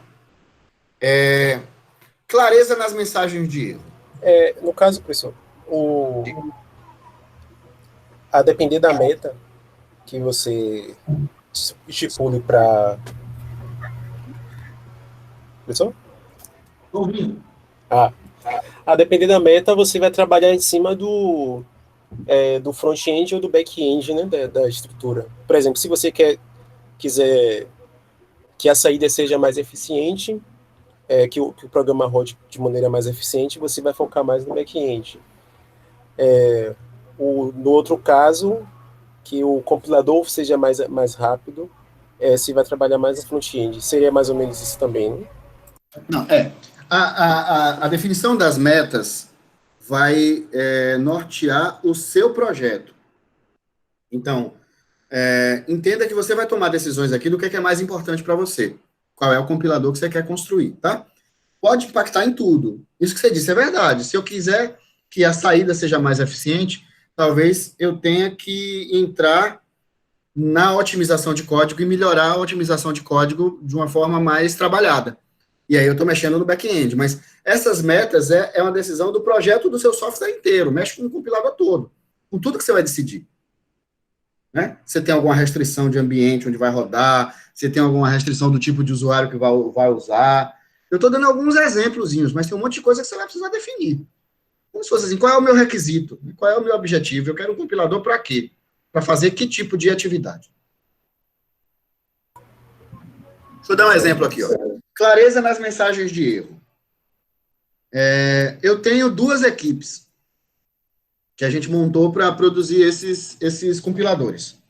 Eu tenho uma equipe que vai trabalhar na versão acadêmica e uma outra equipe que vai trabalhar na versão business. Né, acadêmica e business, tá? E eu tenho uma folga que dá para eu implementar nessa versão clareza nas mensagens de erro, mas não dá para fazer nos 2 projetos. Eu só consigo fazer em um dos 2. Oi, Adriano, seja bem-vindo de volta. Veja se melhorou aí, tá? Então, eu não consigo... Beleza. Eu não consigo implementar clareza nas mensagens de erro nos meus 2 projetos. Por quê? Porque eu não tenho fôlego. Eu vou fazer nos 2, tá? Mas agora, para final do mês, eu tenho que lançar uma versão e botar no mercado dos meus 2 produtos, da versão acadêmica e da versão business. E eu só tenho fôlego para trabalhar clareza nas mensagens de erro em uma dessas 2 equipes. Eu tenho um cara que eu contratei agora, que tem como trabalhar em uma equipe 1 ou equipe 2, mas ele não consegue trabalhar nas 2. Então, eu preciso tomar uma decisão. Clareza nas mensagens de erro, eu ou boto na versão acadêmica, ou eu boto na versão de negócios. Qual das 2 vocês acham que é mais importante eu trabalhar clareza nas mensagens de erro? Negócio, eu acho. Não é um negócio. Negócio? Depende. Tudo depende, velho. Meta sempre depende da situação. Se você está com poucos clientes de negócio ainda, e você tem um público muito grande de pessoas acadêmicas que estão usando o seu software, e que estão se queixando, porque eles não conseguem entender direito como é que as coisas estão acontecendo, porque as mensagens não são claras, é mais importante você trabalhar a clareza nas mensagens de erro na versão acadêmica. Se, por outro lado, a versão acadêmica é gratuita, não te dá retorno financeiro nenhum, e você tem um puta parque de clientes, que são clientes da sua versão negócio, e esses clientes na versão negócio é que te sustentam, e eles estão começando a ficar insatisfeitos que as mensagens não estão legais, aí é melhor você investir em clareza na versão business. Mas, cara, meta não tem regra. Sempre depende. Depende do contexto, depende da necessidade, depende da situação. Ok? Não tem regrinha não, tá? Eu trabalhei com a versão da Oracle, tem tempo já, um pouquinho de tempo. A gente estava trabalhando com a versão do Oracle 8i. Hoje, não sei nem qual é a versão que está. A versão do Oracle 8i, acho que foi a primeira versão que trabalhou orientado a objetos, o Oracle com orientação a objetos. E essa versão do Oracle orientado a objetos, a 8i, ela não dava mensagem de erro, velho. Ela não dizia, você botava lá, fazia um código qualquer, e você compilava uma história de procedure, alguma coisa assim, ele só dizia, tem erro de sintaxe. Mas ele não dizia qual era o erro, não dizia onde estava o erro, qual era a linha do erro, nada disso. Simplesmente ele dizia, tem erro. E parava por aí. Para conseguir descobrir, a gente tinha que comentar a zorra toda e ir descomentando aos pouquinhos até descobrir onde dava o erro, para só depois conseguir trabalhar. Agora veja, isso provavelmente não foi lançado na versão oficial, isso era uma versão beta. A gente teve acesso a uma versão beta que não tinha sido lançada ainda. Para quem conheceu o projeto e trabalhou com a versão beta, ficou claro que isso foi algo que não era o mais importante para ele lançar a versão beta. Olha, eu vou lançar uma versão beta que está funcionando a parte toda de objetos, vou ver como é que ele funciona, o pessoal já vai usar, não vai dar tempo de eu trabalhar a mensagem. Então, o cara não vai ter mensagem. Então, isso é escolha da gente dizer o que é mais importante para o meu projeto, o que é que eu vou fazer depois, quando der tempo, o que é que eu vou fazer só se eu tiver tempo de sobra, e o que é que eu não vou fazer agora. Então, isso são decisões que quem está construindo um compilador, assim como quem está construindo qualquer software, precisa tomar. Ok? Deixa eu dar mais 2 outros exemplozinhos aqui no final, tá? Eu disse que eu poderia trabalhar um compilador eficiente na saída, né? Seria a eficiência do programa compilado. Eu posso ter um programa objeto, um programa de saída otimizado, para rodar rápido, mas ele pode ser otimizado em relação a tempo de execução. Ele tem que rodar num tempo muito rápido. Ou ele pode ser otimizado em relação à ocupação de memória. Ele tem que ocupar memória de maneira mais enxuta possível. Esses 2 requisitos, eles são conflitantes, tá? Por quê? Porque se eu tiver que ter um software que rode muito rápido, com um tempo muito rápido, pode ser que eu gaste memória pra caramba. Ou, por outro lado, se eu tiver que ter um software que ocupe pouca memória, porque a minha restrição é de memória, pode ser que ele demore muito rodando, porque ele não vai ter as coisas em memória. Ele vai ter que buscar na hora da necessidade dele. Então, essas 2 coisas aqui, elas são conflitantes. Qual é a mais importante das 2? Depende da disponibilidade de recursos. Depende. Então, assim, imagine o seguinte, e você pode ter isso, tá? É porque a gente não imagina esse cenário. A gente acha que o compilador é uma linguagem que o cara fez e qualquer um pega, compra e usa. Mas eu posso ter compiladores desenvolvidos especificamente para um tipo de negócio. Então, imagine que a gente desenvolveu um compilador nosso para empresas de tráfego aéreo, para controle de tráfego aéreo, para empresas de aeronaves, aeroportos, tal, coisas desse tipo. Essa empresa vai desenvolver softwares para controlar rotas de avião ao longo do mundo. Avião que decola, que pousa, rota no ar, de aviões ao longo do mundo. Eu construí um compilador para construir sistemas para esse tipo de negócio. Um cara que desenvolve um compilador para rodar um programa que vai ser usado em controle de tráfego aéreo, o tempo de resposta é crítico. Se uma aeronave bobear, sair um pouco da rota e entrar em rota de colisão com uma outra aeronave, às vezes, milissegundos podem fazer diferença entre salvar vidas ou não conseguir evitar um acidente. Então, para esse tipo de uso, o tempo de execução é o requisito mais primordial, mais importante. Eu preciso ter o tempo de execução como meta mais importante nesse caso. Por quê? Porque a exigência do negócio para o qual eu estou criando os meus sistemas é respostas rápidas. Pode ser que ele tenha um computador violento, com muita memória, para botar tudo que é rota em memória, para detectar as coisas com um cruzamento de dados que estão armazenados na memória.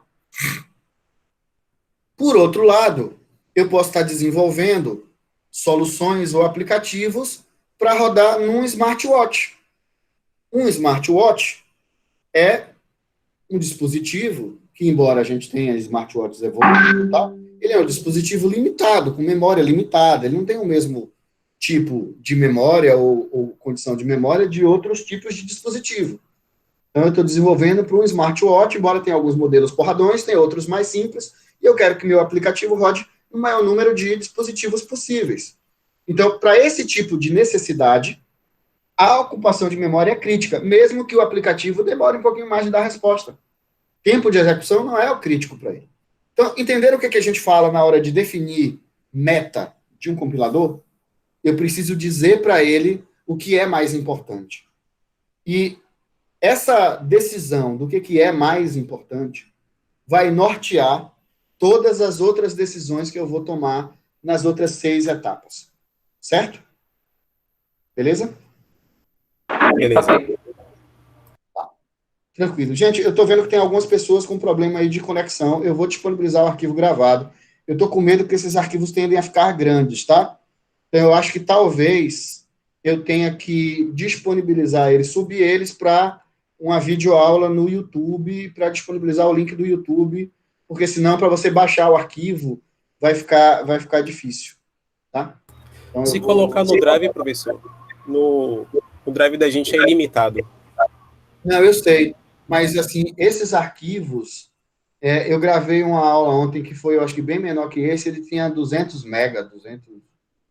Então, assim, um arquivo de 400 mega, 500 mega, até para você baixar do Drive para assistir, não sei. Talvez colocar ele no YouTube. Mas no Drive você consegue assistir. Consegue assistir mesmo que você não baixa todo? E não fica travando um arquivo grande? Não, não Não, tem problema, não. Faz stream, né? Ele funciona que nem no Drive, funciona que nem o YouTube, né? Tanto é que a interface é até semelhante. O problema só é o seu upload, no caso. Uhum. Isso, eu vou ter que me ler, já entendi. Não tem problema. Mas não é possível que a ferramenta sendo do Google não tenha integração direta com o Drive para fazer isso.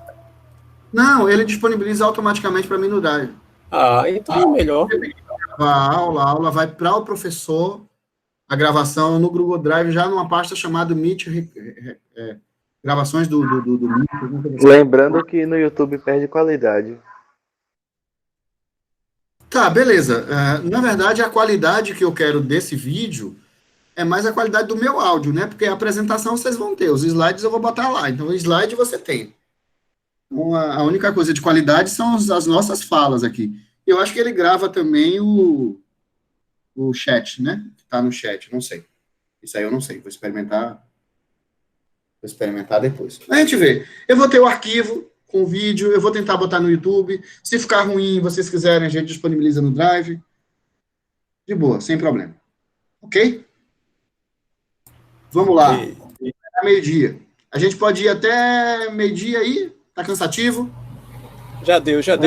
Tá bom. Veja, o conteúdo de compiladores ele já está definido e já está pronto. Os prazos de compiladores já estão definidos e já estão prontos. A dúvida é só a velocidade que a gente dá no meio dele, tá? Então, assim, o trabalho que você vai ter já está especificado, é o que você vai ter que construir. Então, quando você vai começar, depende de quando a gente terminar os assuntos. Então, assim, a velocidade do meio a gente vai dando, mas, assim, o fim já está definido, o que precisa ser abordado já está. As metas já estão estabelecidas. Mas aí depende. Depende. Porque Verdade. essa aula aqui, ela estava definida para mais assuntos? Ou... Na verdade, eu imaginei chegar até etapa 3 ou 4, mas, assim, eu não quero fazer nada a toque de caixa, não. A gente está falando de uma dinâmica diferente, não é a mesma coisa de eu estar na sala, tá?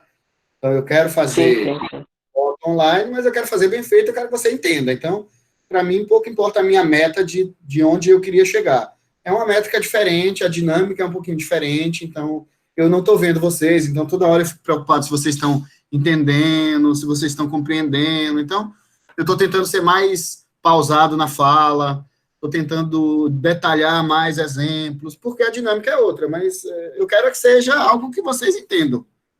Né? Não quero fazer nada. Teoricamente, a aula ia até 12h30, né? A gente ainda tem um tempinho. Mas, assim, vocês já estão de saco cheio de me ouvir falar? Como que é? Eu aguento por 10 minutos, né? 10 minutos? Vamos tentar mais uma etapa, e aí a gente... Nada vai ter, eu só tô fome. Como é? O problema aqui O problema aqui é que eu tô sentindo o cheiro aqui da comida e não tô ficando sem paciência já, professor. O problema aqui é que eu não tenho comida em casa, mas tudo bem, isso aí é outra história. Aí, Aí é problema, né? Se você quiser passar a localização de onde está saindo o cheiro da comida, pode falar. Beleza, vamos lá. Vamos só mais um pouquinho, tá? Eu entendo que é mais... Segunda etapa, passos de compilação. 10 minutos vocês falaram, né? Vamos lá.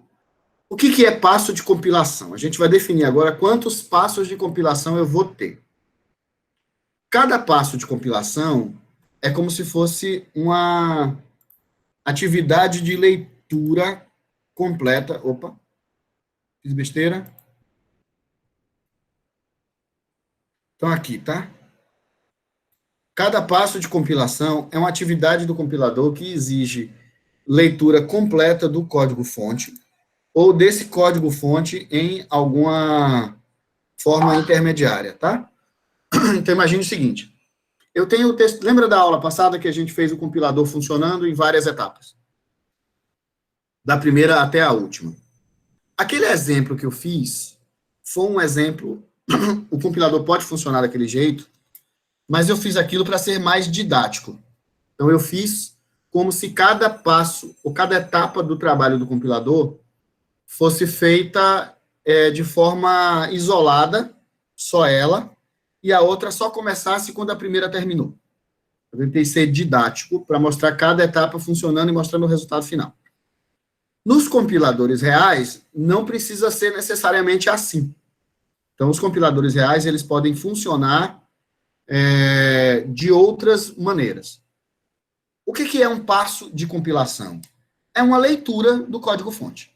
Só que quando eu leio o código-fonte, eu não leio para nada. Eu leio para descobrir alguma coisa nessa leitura. Ou eu leio um código-fonte e transformo ele num outro tipo de representação, que nem na aula. Eu li o texto-fonte e transformei numa lista de átomos. Depois eu li a lista de átomos e transformei numa árvore. Depois eu li a árvore e transformei na árvore estendida. Depois eu li a árvore estendida e transformei num código intermediário. Depois eu li o código intermediário e transformei num código intermediário enxuto. Depois eu li o código enxuto e transformei num código assembly. Cada leitura, eu estava fazendo uma leitura de uma representação do código-fonte. Não era mais o mesmo código-fonte, era uma representação dele, tá? Então, eu posso ler o código-fonte ou uma representação do código, ou eu posso ler o código-fonte e extrair algumas informações dele. Se eu extraio algumas informações do código-fonte, na próxima vez, eu vou ler de novo o código-fonte sabendo mais coisas sobre ele. Toda vez que eu tiver que ler, eu estou fazendo um passo de compilação. Certo? Então, cada passo de compilação vai usar uma linguagem fonte e uma linguagem objeto, e toda leitura que eu precisar fazer vai ser um passo de compilação. A regra geral é que a gente tem que tentar reduzir ao máximo o número de passos necessários a um compilador. Se eu puder fazer o meu trabalho lendo 3 vezes, não tem por que eu ler em 10 vezes. Se eu conseguir fazer o meu trabalho lendo em 10 vezes, não tem por que eu ler em 50 vezes. Então, eu tenho que ler a quantidade de passos de compilação que sejam necessários para fazer o meu trabalho. Quanto mais passos eu tiver, mais linguagens intermediárias eu vou ter e mais desgaste eu vou ter. Se eu tentar reduzir ao máximo, eu vou ter menos linguagens intermediárias e menos desgaste. Aí eu vou classificar os compiladores, tá?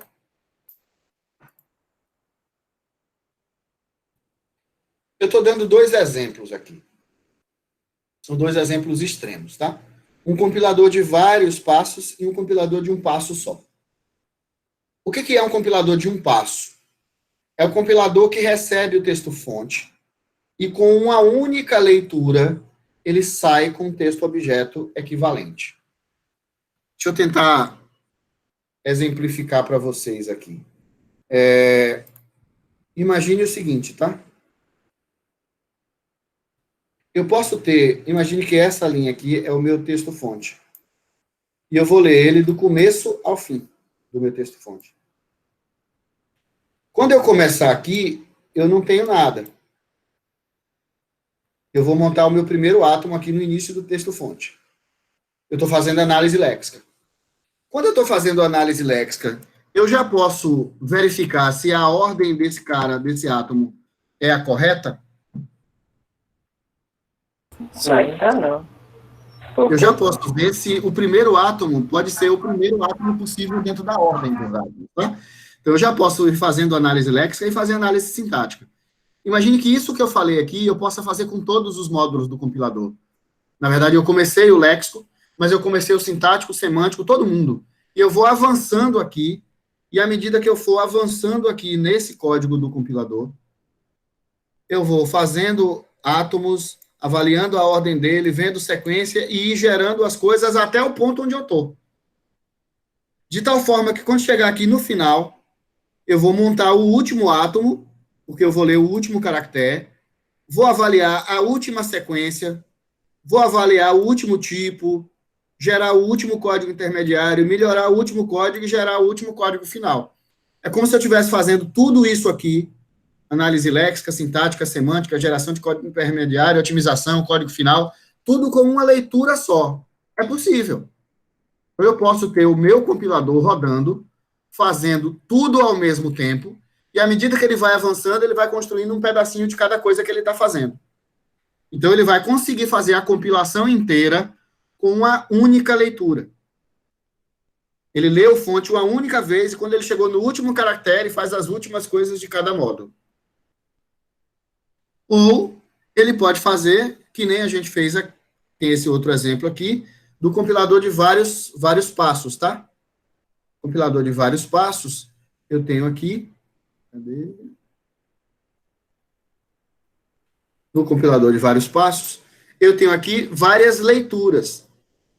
O texto-fonte é o meu primeiro de entrada, o texto-objeto é a saída do último passo, mas entre cada um deles eu vou ter textos intermediários.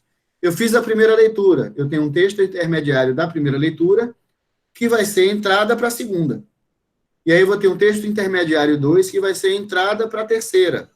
E vai gerar um texto intermediário 3, que vai ser entrada para a quarta. E por aí vai. Deixa eu perguntar a você.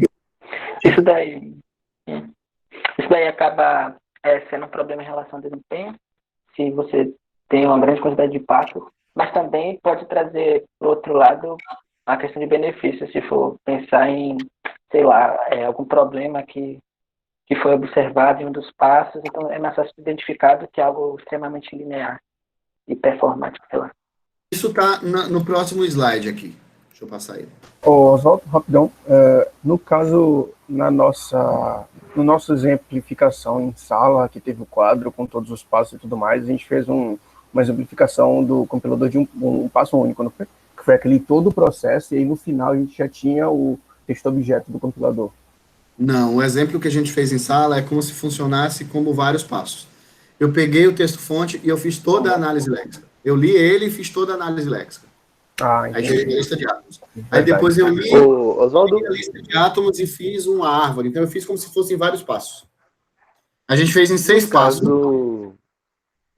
Em cada leitura, a leitura ela é completa, né? De forma obrigatória, em cada passo.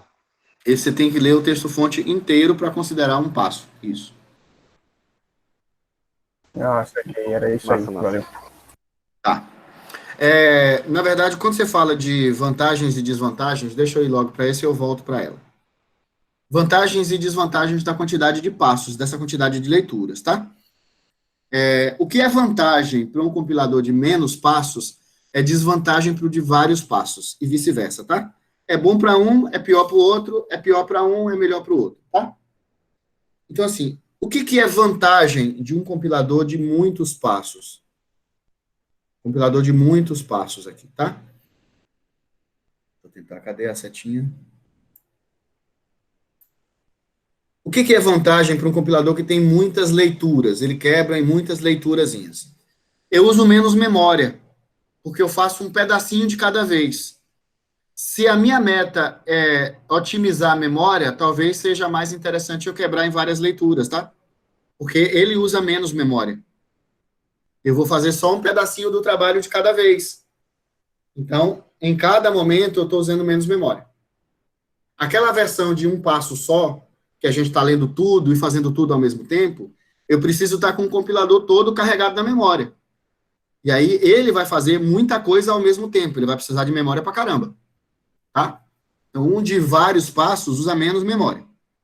Outra coisa, ele tem mais chance de fazer otimizações. Por quê? Como ele está dividido em mais pedacinhos, esses mais pedacinhos podem ser pedacinhos mais especializados, mais otimizados, e consegue fazer aquela tarefa de forma mais independente, né? Quem faz aquilo só faz aquilo, faz um método só para fazer aquilo, tem como otimizar aquele método, da mesma forma que ele permite que você construa implementações e projetos mais independentes, você consegue reusar mais, porque você tem módulozinhos pequenos que podem ser reusados em vários projetos, tá? Então, essas são as vantagens de eu quebrar ele em muitas leituras. Por outro lado, quais são as desvantagens de você ter várias leituras? Maior volume de entrada e saída. Você vai ter mais arquivos, mais entradas, mais saídas que você vai ter que administrar. Se entrada e saída é algo crítico no ambiente que você está trabalhando, talvez isso seja um problema. Tá? Outra coisa, vai aumentar o tempo de compilação. Por quê? Porque quando ele vai fazer uma coisinha de cada vez, ele vai levar mais tempo para fazer a compilação. Se tempo de execução for algo complicado para você, isso pode ser problema. E a última aqui, eu aumento a complexidade do meu projeto. Não é mais um cara que vai ler, é vários caras que vão ter que ler e um entender o código que o outro gerou. Então, aumenta a complexidade do meu projeto, como um todo. Embora cada pedacinho seja mais simples e mais otimizado. Deu para entender? Beleza. Sim. A galera já está de saco cheio e eu entendo. A gente vai, daqui a pouquinho a gente só termina essa parte. Voltando para aquela tela que a gente usou aqui, tá? Um compilador de vários passos. Se eu tenho um compilador de N passos, quantas linguagens eu tenho?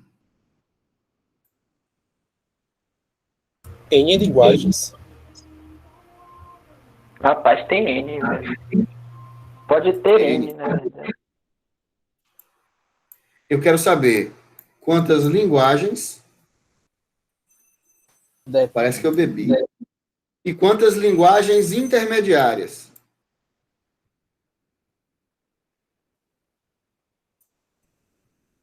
Um compilador de N passos. Quantas linguagens ele tem e quantas linguagens intermediárias ele tem? Você tem 2 linguagens e N menos 2 linguagens intermediárias. Tem Vamos 2 pegar um N exemplo. linguagens. Vamos supor aqui que, nesse exemplo que eu coloquei aqui, eu tivesse só 3 leituras. Só 3 leituras. E essas minhas... Sumiu o mouse aqui, foi?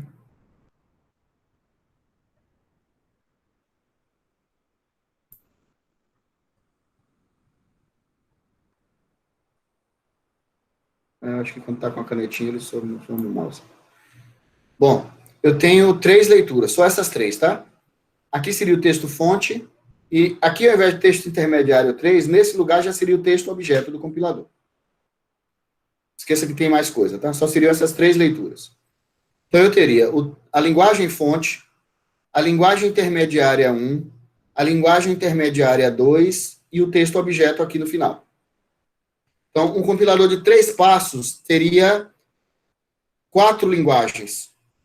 A fonte, a objeto, a intermediária 1 e a intermediária 2. E teria 2 linguagens intermediárias, a 1 e a 2. Então, um compilador de 3 passos teria 4 linguagens e 2 intermediárias. Então, um compilador de N passos, ele tem N mais 1 linguagens e N menos 1 linguagens intermediárias. Entenderam? Sim. O quadro ficaria mais fácil de eu desenhar. Talvez se alguém não entendeu, eu posso dar uma desenhada aqui, se for o caso. Professor, Eu entendi. É porque... Oi? Seria massa da desenhada. Seria massa dar uma... Não, eu acho que é porque linguagem intermediária não deixa de ser linguagem, então ela se enquadra como linguagem. Acho que era isso que eu queria dizer. Deixa eu... Vocês estão enxergando o bichinho aí, né? Sim. Vamos fazer o seguinte. Aquele exemplo que eu dei...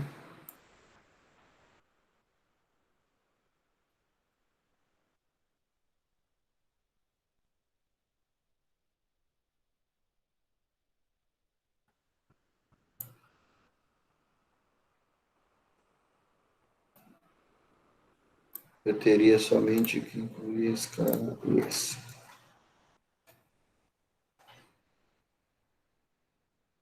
Vamos supor o seguinte, ó. Esse é o meu compilador de 3 passos.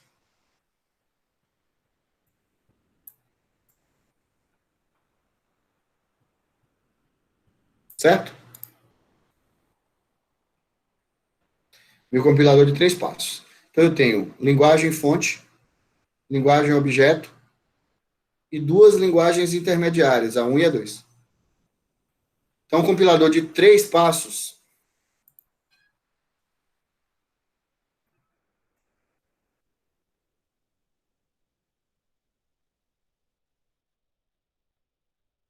ele teria linguagem fonte, e todos eles vão ter linguagem objeto, linguagem intermediária 1 e linguagem intermediária 2. Ok? Ele tem 4 linguagens. Ele tem 3 passos e tem 4 linguagens. E quantas são as intermediárias? A 1 e a 2. Então, se ao invés de 3 for N, 3 tem 2 intermediárias e 4 linguagens.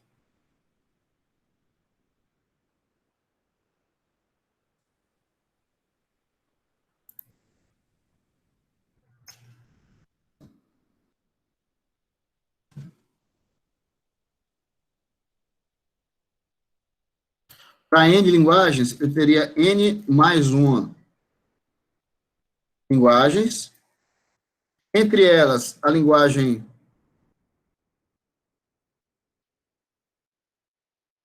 fonte e a linguagem objeto. E se eu tirar elas duas, as intermediárias é N menos 1. Que é a mesma coisa que as linguagens menos 2 linguagens que são a fonte e o objeto. Ficou mais claro? Quando N é 3... Sim, ficou. Sim. Beleza. Beleza? Ok. Para terminar só com essa parte, vou falar disso aqui. A gente não vai entrar em bloco de código, que é a outra, tá? Mas eu vou falar de backpatching. Tem a ver com passo de compilação. Existem algumas linguagens de programação que elas permitem que você faça uso de recursos que você ainda vai definir futuramente. Então, por exemplo, você pode, em uma determinada linguagem, dizer que vai usar o protótipo, e o protótipo só vai ser definido lá na frente no seu código. Essas linguagens, elas, como fazem referência a coisas futuras, pode ficar parecendo que você não tem como fazer tudo com uma leitura só, que você precisaria pelo menos ler uma vez para descobrir o que vai existir lá na frente, para só depois de uma segunda leitura você conseguir fazer a tradução completa. Existe uma técnica chamada de backpatching, que é justamente para resolver esse tipo de problema. O que acontece? Quando você tem um trecho da sua linguagem que faz referência a alguma coisa que vai ser definida depois, você consegue deixar em aberto no seu código esses trechos, ficam lacunas no trecho, para quando lá na frente você descobre o que é, você volta preenchendo a lacuna. Essa volta para preencher a lacuna, ela não é considerada uma nova leitura ou um novo passo de compilação. Então, a gente consegue ir avançando na compilação com uma leitura única, Coisas que eu não sei ainda, eu vou deixando em aberto, e quando eu descubro o que elas são lá na frente, eu preencho esses espaços vazios com o backpatching, sem necessariamente ter que ler de novo. Então, é só uma informação de que existe uma técnica que resolve esse tipo de problema. A gente não vai ter isso no nosso compilador, tá? É mais para vocês saberem que existe. Tem dúvida no chat. Isso seria... um exemplo disso seria quando a gente faz a leitura do sistema de arquivo no Java, por exemplo. E tem uma interface que, independente do sistema que você utilizar, você usa aquela mesma interface. Mas isso só é descoberto em tempo de execução, eu imagino. Seria mais ou menos isso? Não é por aí, não.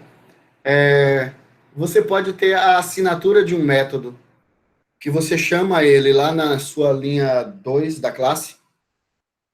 Você tem na sua classe lá uma chamada a um método. Só que você só vai definir esse método 300 linhas lá embaixo dessa classe, lá no finalzinho. Então, você está fazendo uma chamada a um método que só vai ser definido no final do código. Lembra que o compilador de um passo faz tudo numa leitura só? Ele já precisava gerar código daquele método quando ele leu a assinatura, mas eu não sei que método é esse ainda. Porque ele só vai ser definido lá na frente. Então, o que você faz? Na hora que você está lendo a chamada ao método, você diz, eu não sei ainda sobre esse método, eu só vou saber lá na frente, e eu deixo uma lacuna em aberto. E continuo lendo o meu código, e fazendo tudo o que eu preciso. Análise léxica, sintática, semântica, geração de código intermediário, otimização, geração de código final, do que eu consigo. E aquela parte da chamada do código ficou em aberto. Na hora que eu descubro o método lá na frente, não sei quantas linhas depois, eu sei agora qual é a assinatura do método, o que é que ele está fazendo, o código dele, eu consigo já gerar código. Eu tenho como voltar para quem chamou ele no ponto que chamou e preencher todas as informações que faltava para gerar o código daquela parte. E essa volta para preencher o que ficou em aberto não é entendido como uma nova leitura, não é um novo passo de compilação, eu não estou lendo de novo. Assim, a leitura do texto-fonte, que é o passo de compilação, ela não precisa ser uma leitura 100% linear. Ela pode ir lendo e, em alguns momentos, ela pode voltar para preencher coisas que ficaram em aberto porque ele não sabia. Esse voltar para preencher coisas em aberto é um backpatching e não um novo passo de compilação. Entendi. É só o conceito. É só o conceito, tá? Beleza, gente?